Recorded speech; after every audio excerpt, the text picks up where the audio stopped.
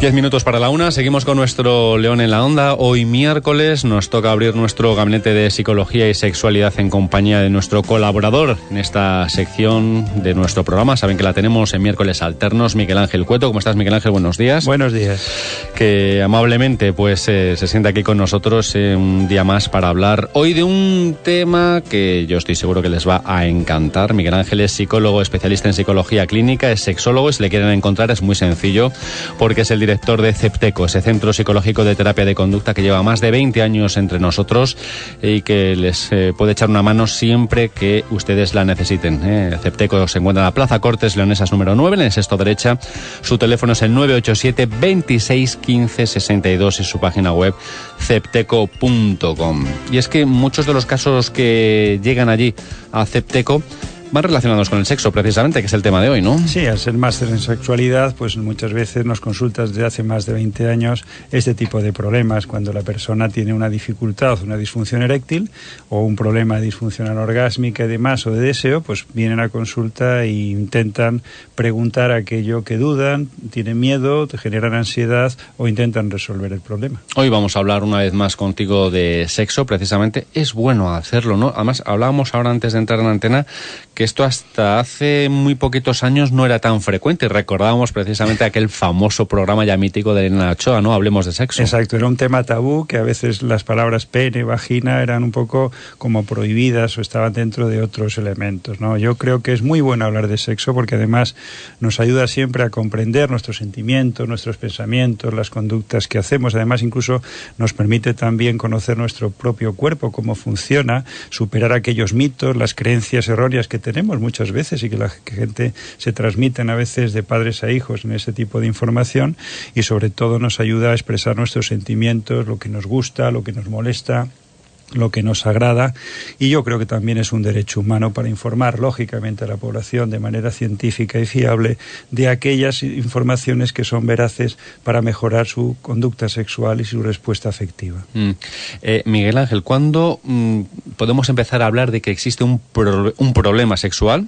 ¿Y quiénes padecen los problemas sexuales? Sí, realmente los problemas sexuales se dan cuando base a nivel psicológico con tres variables. Primero, cuando una persona siente infelicidad o insatisfacción o nos produce sufrimiento, dolor, molestia o peligro, tanto para uno mismo o para la otra persona con la que tiene o mantiene esa relación sexual, o cuando intentamos imponer a menores o discapacitados conductas sexuales, ¿no? Son frecuentes en las relaciones humanas. Además, ya Master y Johnson hace muchos años comentaban que el 50% de las parejas en algún momento de su vida van a tener algún tipo de disfunción o problema sexual. La mayoría, afortunadamente, suelen resolverlos con una adecuada educación sexual, con un buen apoyo, lógicamente, de la pareja y con un proceso de comunicación que sea fiable y que mejore esa intimidad. Vamos, que quien tenga un problema sexual no piense que es algo único, no, es algo frecuente. Es habitual, es decir, hay factores de salud, factores emocionales y demás que nos hacen tener mayor probabilidad de ese tipo de problemas. Bueno, has apuntado ya un poquito a las causas, ¿no?, de esos problemas sexuales. Suelen ser causas físicas, causas psicológicas, un compendio de las dos. Pues la verdad es que suele ser un compendio de las dos. Generalmente, primero, todo problema sexual conlleva una consecuencia psicológica, es decir, aunque tenga una casuística orgánica, es decir, que un problema de disfunción, un problema de diabetes y demás, que aunque tenga una causa orgánica, siempre hay un factor o correlato psicológico. La mayoría son causas psicológicas, problemas de pareja en primer lugar, la falta de experiencia o de educación sexual, malas experiencias que hayan tenido las personas, que hayan sido abusadas o agredidas o violadas, problemas de carácter emocional, ansiedad de ejecución, autoobservación o problemas de carácter mental. Y lógicamente hay otras causas que ya son específicamente físicas, que son básicamente los problemas de hipertensión arterial, problema de dislipemia, obesidad, diabetes o a veces el uso de drogas, tanto el alcohol como el tabaco, que condicionan notablemente ese tipo de respuesta. Bueno, pues permíteme que siga un poquito por este camino de las disfunciones sexuales. no son exactamente las mismas en los hombres que en las mujeres, ¿no, Miguel Ángel? Son parecidas, pero cada una tiene una casuística diferente. En el hombre, por ejemplo, lo que tenemos es la disfunción eréctil, que es la dificultad para conseguir mantener o estar o ser suficientemente rígida la erección durante la actividad sexual. Después también tendríamos la eyaculación prematura, que ahora se llama eyaculación precoz o incluso retardada, que es eyacular mucho antes o después de que el hombre lo desee, y también la disfunción sexual o baja o deseo sexual, ausencia o reducción de fantasías, pensamientos o deseos sexuales eróticos de esa propia actividad sexual. Es decir, el hombre son marcados, aunque los problemas de pareja, siempre vuelvo a insistir, son causa o consecuencia. Es decir, uno puede tener un problema de pareja que se refleja después en un problema sexual, o a veces tiene un problema físico que a veces conlleva un problema de pareja. Eso lo comparten hombres y mujeres. Exactamente, siempre. Tanto en el hombre, es más frecuente en la mujer. Cuando tiene problema de pareja suele no apetecerle tener sexo con la persona con la que convive. ¿Los problemas que más afectan a las mujeres? Sí, los problemas que más afectan a las mujeres, desde, como comentamos antes, ese bajo trastorno de interés o excitación sexual. Antes se llamaba deseo sexual hipoactivo, pero ahora lo han cambiado de nombre, pero es lo mismo, la ausencia o reducción significativa tanto de actividades sexual, fantasías, deseos eróticos o la propia excitación, ¿no? La anorgasmia, que ahora se le denomina un trastorno orgásmico femenino, que es la ausencia, infrecuencia o retraso marcado en la consecución orgásmica, y después lo que antes se llamaba dispareunia, que ahora se llama, o vaginismo, que ahora es un dolor genitopélvico en la penetración, que es la dificultad o imposibilidad o dolor o ansiedad ante la penetración vaginal durante la relación sexual. La falta de deseo siempre planea sobre todo esto. Siempre es el problema. Cada vez tenemos más problemas de deseo en los hombres, antes teníamos más en las mujeres, y se ha aumentado. Siempre que la mujer es más demandante, la ansiedad de ejecución o el miedo que puede tener el hombre es tener esa respuesta sexual, y eso a veces conlleva al que, si la persona tiene ansiedad, a veces no tiene buena respuesta sexual, y al mismo tiempo lo que hace es que sabe que va a fallar, lo que hace es evitarlo. ¿Y cómo lo evita? A través de la falta de deseo sexual. Hay una corriente por ahí que tiene muchos seguidores, que creo que comenzó en Japón, pero que se ha extendido por todo el mundo, de gente que, bueno, pues dice claramente que no tiene ningún deseo sexual y que puede vivir perfectamente sin sexo en su vida. Es decir, el problema sexual o digamos la respuesta sexual, mejor dicho,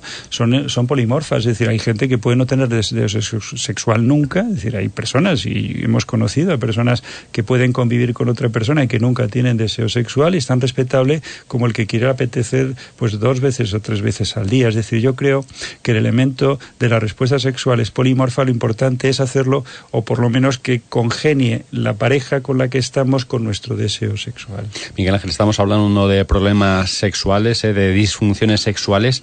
¿Tienen solución? Y si la tienen, ¿cuáles? Sí, la verdad es que tienen muy buen pronóstico. La mayoría se resuelven con una educación, orientaciones sexuales específicas en muchos casos, y la combinación médico-psicológica, cuando hay una casuística orgánica, sí que es la más eficaz, ¿no? Tenemos básicamente 3 recursos en psicología. Unos les serían los recursos psicológicos, que son lógicamente la terapia de pareja, el trabajar en comunicación, el control de la ansiedad, el intentar ayudar o enseñar conductas de lo que es mejor o que es peor, y muchas veces nosotros utilizamos el modelado, que son vídeos o películas eróticas donde se ejemplifica esa respuesta, ¿no? Por otra parte, los recursos sexológicos a veces son programas de actividades sexuales muy específicos, el entrenamiento en autoestimulación, parada y marcha atrás, que se llama, o técnicas de compresión, el entrenamiento muscular vaginal para la mujer, y recursos de geles, aparatos de vacío, vibradores, anillos constrictores, bolas chinas. Y ya los recursos médicos, que son muy eficaces, sobre todo en la disfunción eréctil, que son las inhibidores de la fosfodiesterasa 5 y la diapoxetina para la eyaculación precoz, y a veces las drogas vasoactivas, cirugía o prótesis y demás. Y en la mujer la flibanserina, que se ha trabajado hace poquito, pero que tampoco tiene demasiados buenos resultados. Es decir, hay más elementos médicos en hombres que en mujeres a nivel sexual. Nos queda menos de 1 minuto, ya estamos casi llegando a la 1. Miguel Ángel, la última cuestión. ¿Con la edad se acaba el sexo? Pues la verdad es que no. Es decir, uno muere con el sexo que tiene. Lo que pasa es que la edad es un factor precipitante de disfunciones sexuales por el empeoramiento de la salud, no por otra cosa. El estado de salud empeora, entonces uno está peor. El sexo solo se acaba con la muerte. Incluso a veces experiencias que hemos tenido con un hombre mayor que quería tener erecciones y había sido operado por problemas de próstata y demás, y a veces la bandereta se la habían extirpado, no tenía erección. A veces se consigue erecciones con bombas de vacío más anillos constrictores cuando la persona querría realizar la penetración. Y en las mujeres muchas veces el dolor o las molestias que puedan tener a la hora de analizar las situaciones, pues se pueden trabajar a través de geles o lubricantes vaginales.